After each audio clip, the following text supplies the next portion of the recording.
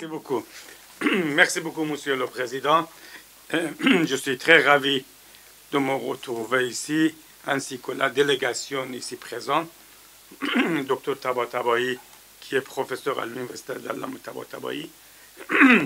Dr Hosseini, qui était, avait obtenu son doctorat de l'Université de Lyon. Et maintenant, il est parmi les diplomates les plus élevés de l'Iran. Il enseigne également à la faculté des relations internationales ainsi qu'à la faculté du monde. Oui, également, études du monde, oui.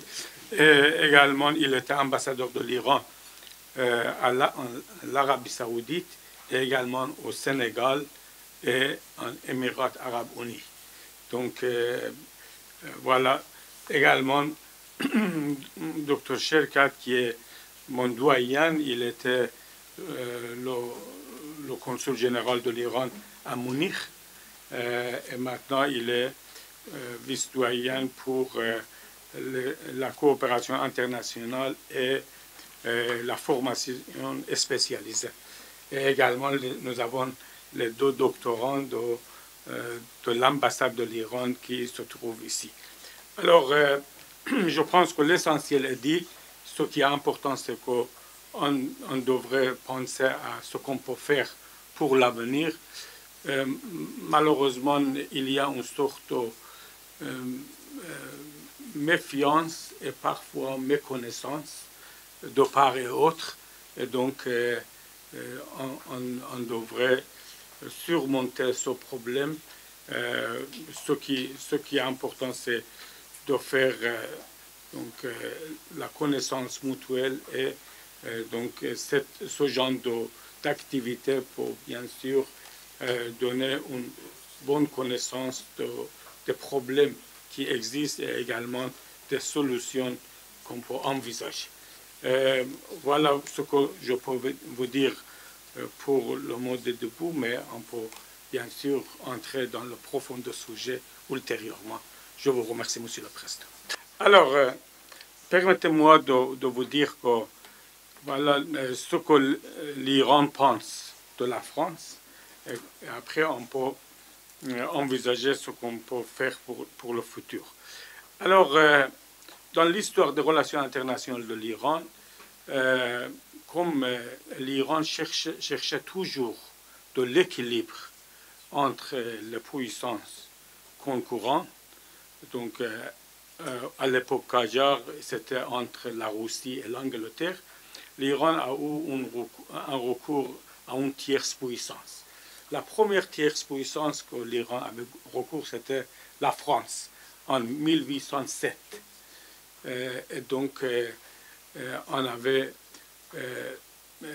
le traité de Finkelstein entre l'Iran et la France, mais peu après, il y a eu une certaine réconciliation entre la France et la Russie par le traité de Tilsit en 1800, je pense, 8. Et donc, l'Iran a cherché à avoir recours à d'autres tierces puissances. Après, c'était les États-Unis et même à l'époque de Bismarck, l'Iran a cherché à avoir le recours à l'Allemagne. Mais après la Première Guerre mondiale, l'Iran a cherché à avoir recours aux États-Unis parce que les États-Unis, à ce moment-là, étaient un pays qui n'avait pas des avidités coloniales à ce moment-là.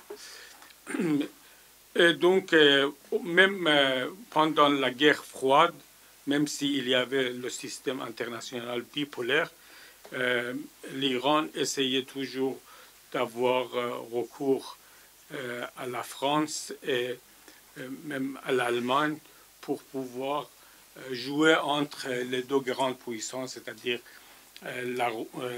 l'Union soviétique et les États-Unis, et même l'affaire d'Horodif est significatif de ce que l'Iran pensait qu'on devrait avoir une politique de diversification pour pouvoir équilibrer le jeu. Ce qu'à l'heure actuelle on appelle en anglais hedging policy. Après vous savez que la France était le premier pays à avoir une bonne attitude envers la révolution islamique. Vous savez que l'Ayatollah Khomeini a été bien logé à Neuf-le-Château, et après il y a eu la victoire de la révolution islamique. L'Iran, dans son histoire, était parmi les seuls pays, on peut dire le seul pays qui avait une sorte d'attachement envers la langue française, le seul pays qui n'était pas colonisé.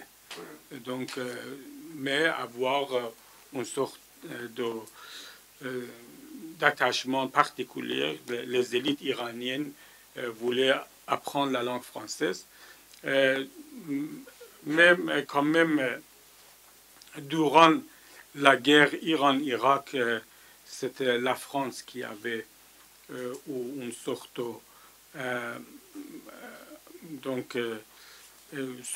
soutien au régime de Saddam Hussein à l'époque, pendant la guerre, et donc en donnant le super-étendard et tout ça au régime irakien, et Mirage également.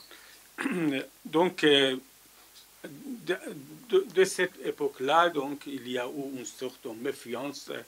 Pourquoi la France, qui avait ce genre d'attitude favorable, a changé l'attitude vers l'Iran en soutenant celui qui avait attaqué l'Iran, c'est-à-dire Saddam Hussein. Après, il y a eu donc l'époque de M. Rafsanjani, où l'Iran voulait jouer l'apaisement, et donc il y a eu une sorte pour parler entre l'Iran et la France. Et à ce moment-là, à peu près 110 étudiants ont été envoyés en France.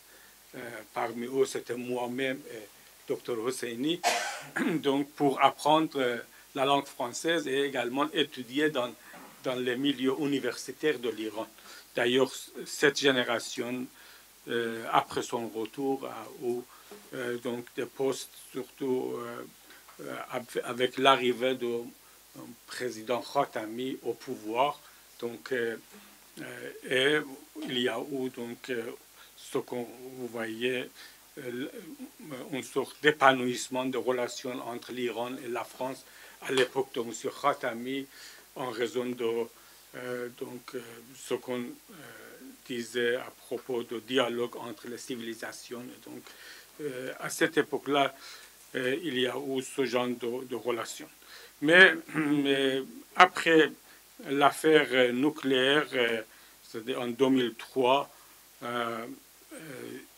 on voit que la France et l'Allemagne et l'Angleterre voulaient jouer le rôle entre l'Iran et les États-Unis, parce qu'à ce moment-là, les États-Unis de George W. Bush voulaient donc attiser la guerre parce qu'ils avaient attaqué l'Irak.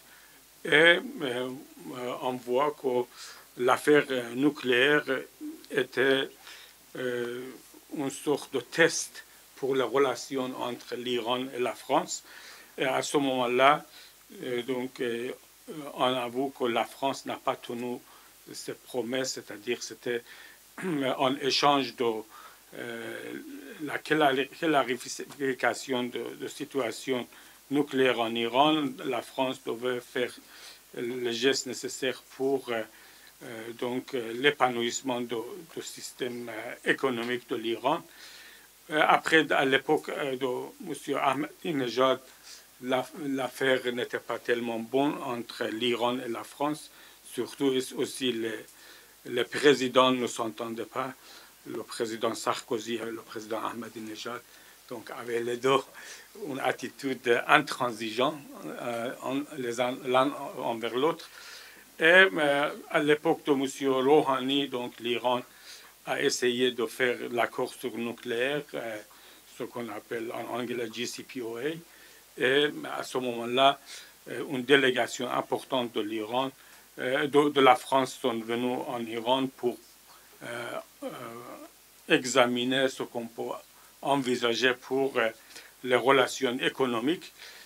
Mais après la sortie de Trump de cet accord, on avoue que les relations entre l'Iran et la France s'est détériorées, s'est ternies.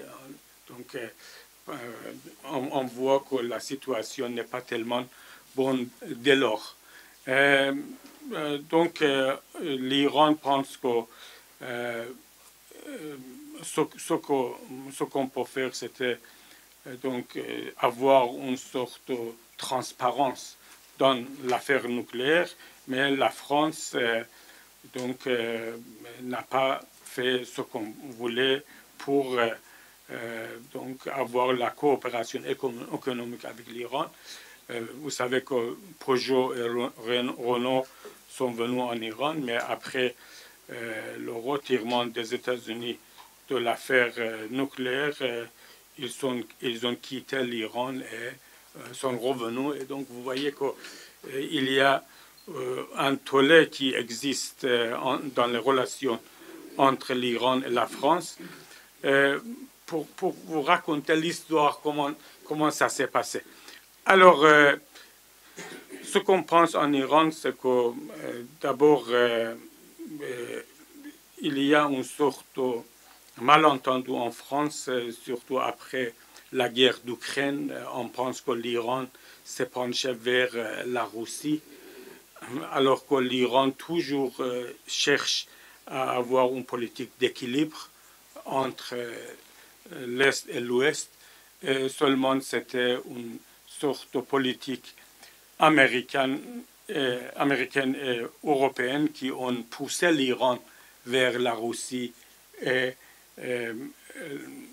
aussi la Chine, malgré la tendance de l'Iran d'avoir une politique équilibriste envers les deux côtés.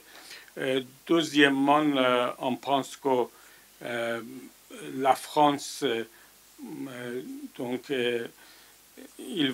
c'est susceptible que la France donc, se prenne distance de politique de suivisme aux Américains, et donc pour adopter une politique plus indépendante envers l'Iran pour pouvoir envisager ce qu'on peut faire pour l'avenir.